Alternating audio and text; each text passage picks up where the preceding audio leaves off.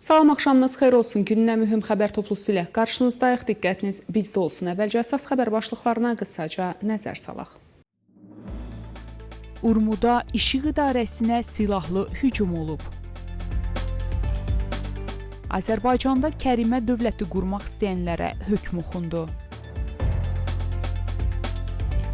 Mnatsakanyan Azərbaycanın ərazilərinin işğalında iştirak etdiyini təsdiqlədi.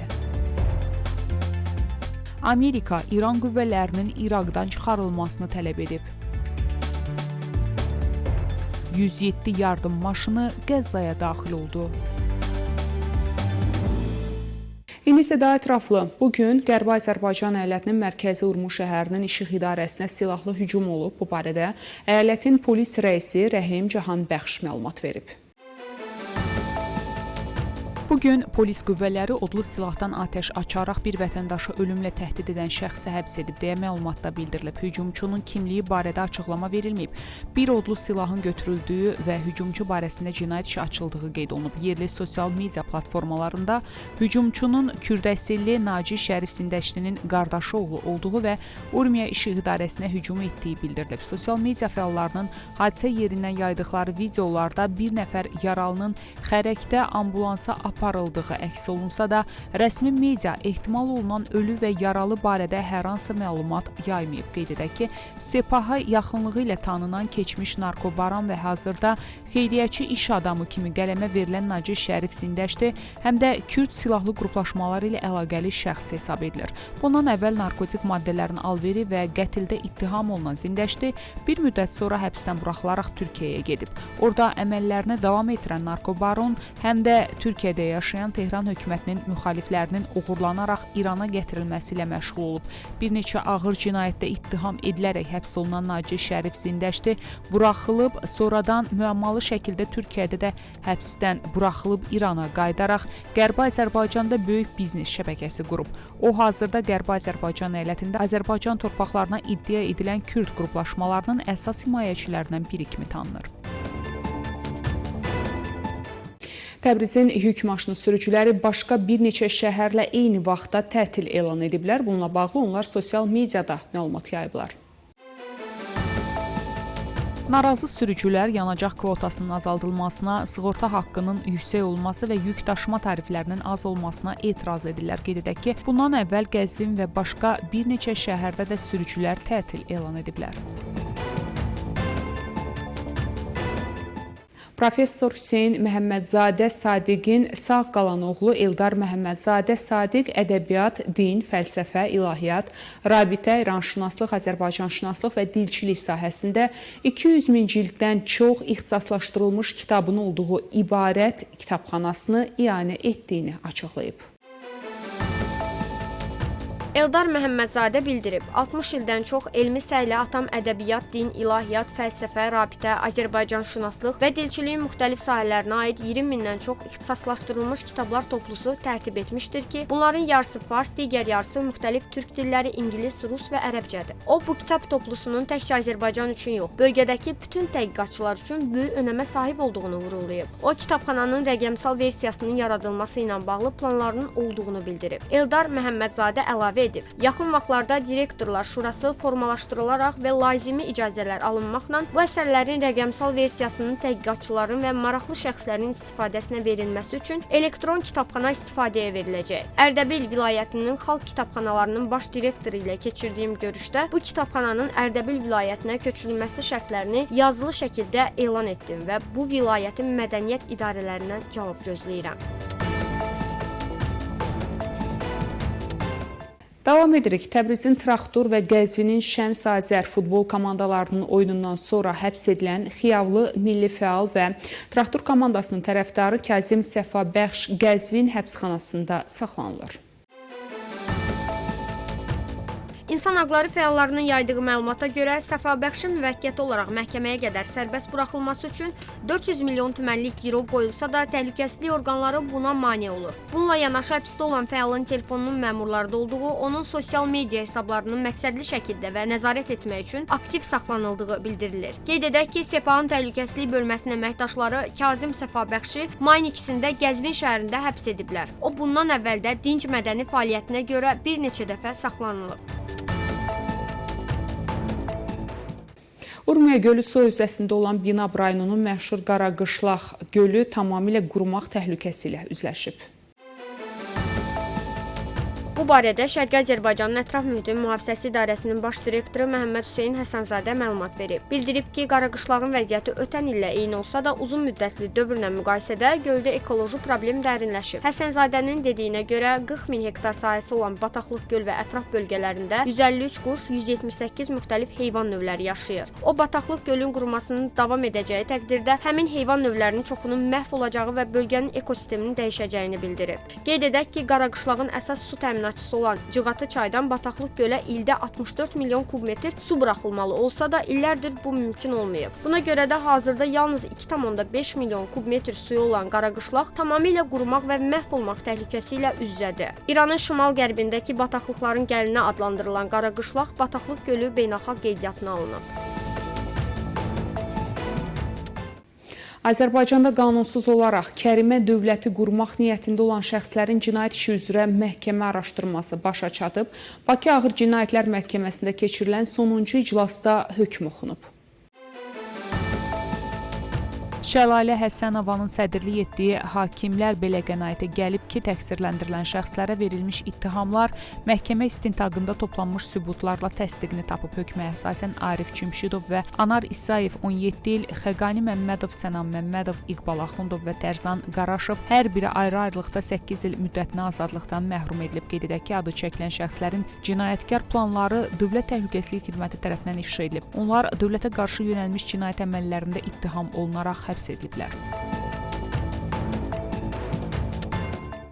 Bakı Hərbi Məhkəməsində davam etdirilən məhkəmə prosesinə dindirilən təqsirləndirilən şəxs Levon Natsakanyan Azərbaycanın suveren ərazilərinin işğalında iştirak etdiyini təsdiqləyib.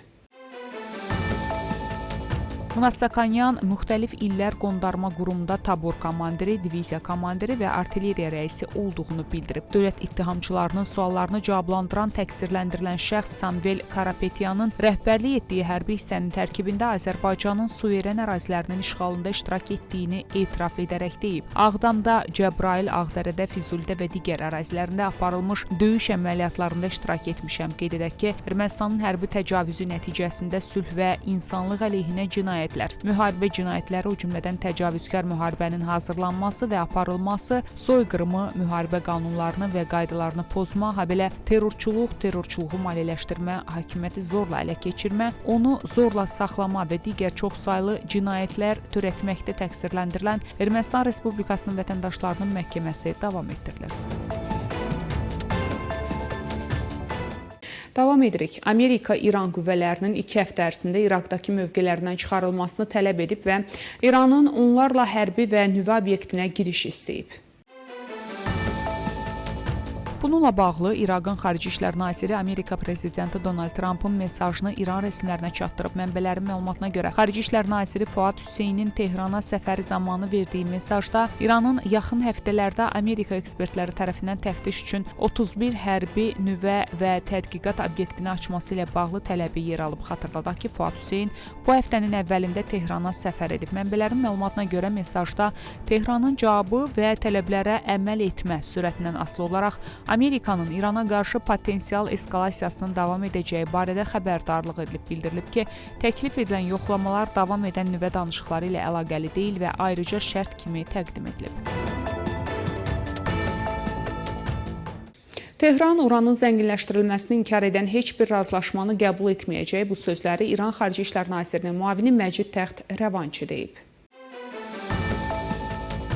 Amerikalılar qərar verməlidirlər. Onlar sövdələşmə yoxsa qarşıdurma istəyirlər. Onların hər ikisinə sahib ola bilməzlər deyə İran Xarici İşlər Nazirinin müavini bildirib. Təxtrəvançı İranın yüksək səviyyəli zənginləşdirilməsini dinc məqsədli tədqiqat və tibb üçün zəruri hesab edib. Qeyd edək ki, istər Amerika kəşfiyyatının, istərsə də Atom Enerjisi üzrə Beynəlxalq Agentliyin məlumatlarına görə İran uranı dinc məqsədlər üçün gərək olandan qat-qat artıq zənginləşdirib və qısa müddətdə nüvə silahı əldə edə bilər.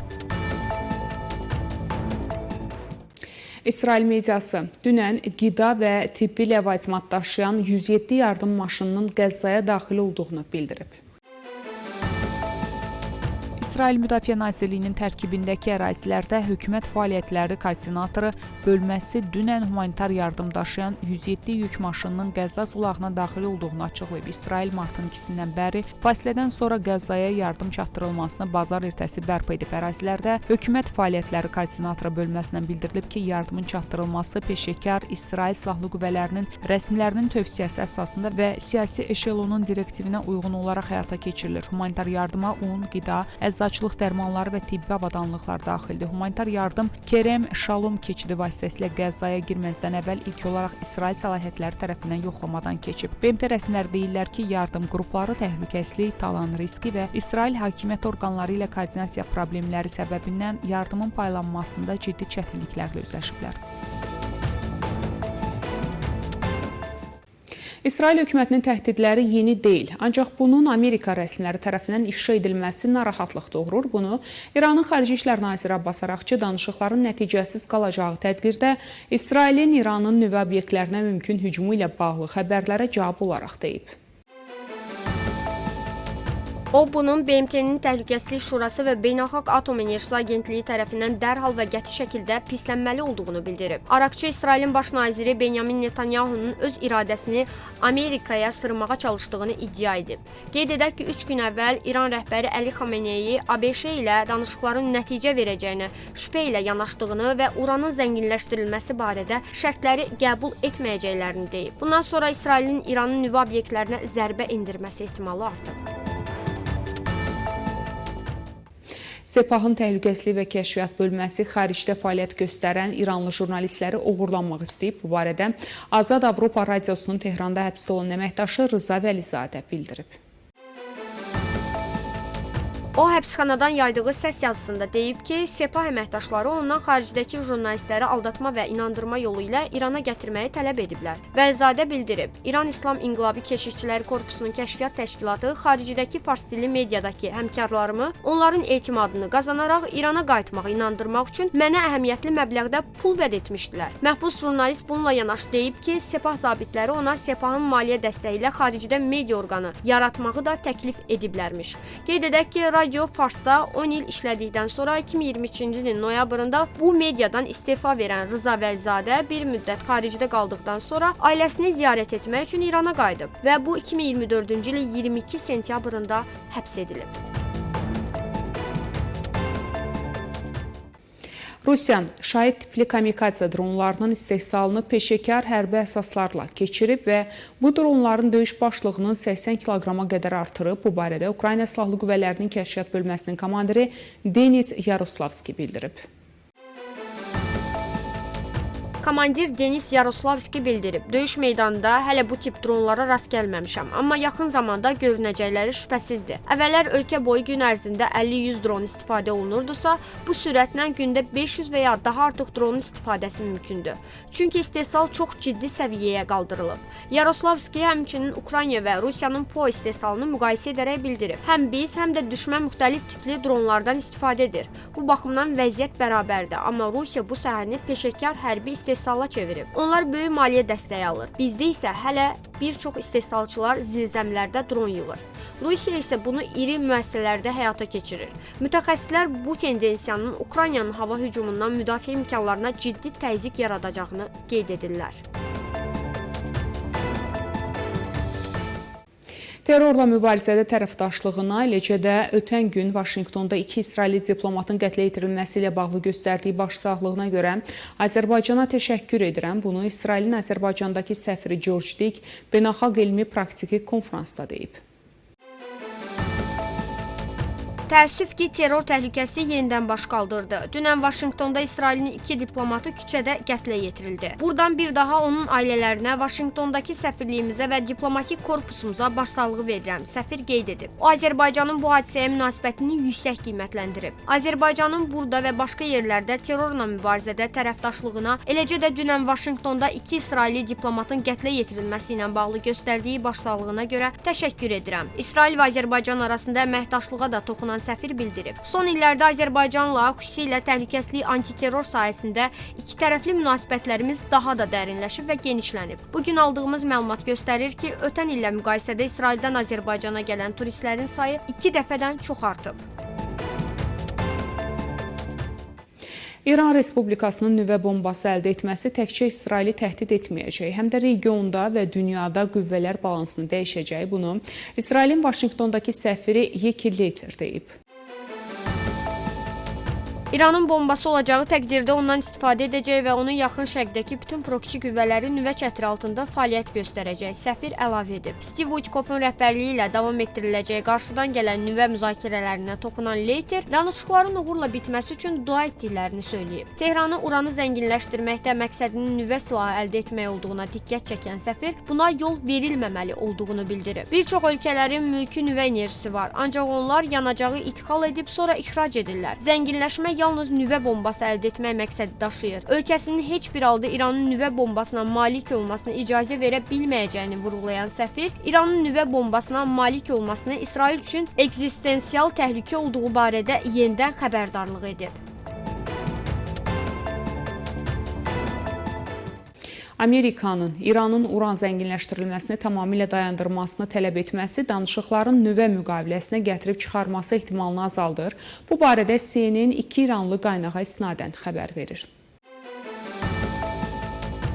Mənbələr bildiriblər ki, İranın cümə günü Romada keçiriləcək danışıqların 5-ci raundunda iştiraki irəliləyişə nail olmaq üçün yox, yalnız Vaşinqtonun son mövqeyini qiymətləndirmək üçündür. Bildirilib ki, Amerika danışıqlardan təzyiqi gücləndirmək üçün bir vasitə kimi istifadə edir. İran tərəfi artıq Amerikanın təklifinin İrandan bütün uranın zənginləşdirilməsinə qadağa qoyulmasını tələb edən İsrailin baş naziri Benyamin Netanyahunun istəklərinə uyğun olduğuna inanır. Moskva, Ukraynada hərbi əməliyyatları dayandırmağa razı olmazsa, yaxın vaxtlarda Rusiyaya qarşı yeni sanksiyalar təsdiqlənəcək. Bu barədə Amerika Senatında Respublikaçıların lideri John Tuna isnadən Axios portalı məlumat verib.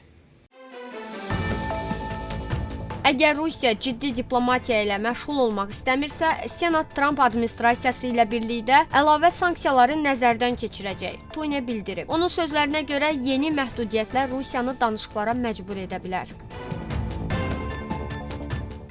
Belə, hörmətli tamaşaçılar, bugünə çatdıracağım əsas xəbərlər bunlar idi. Görüşmək ümidilə, salamat qalın.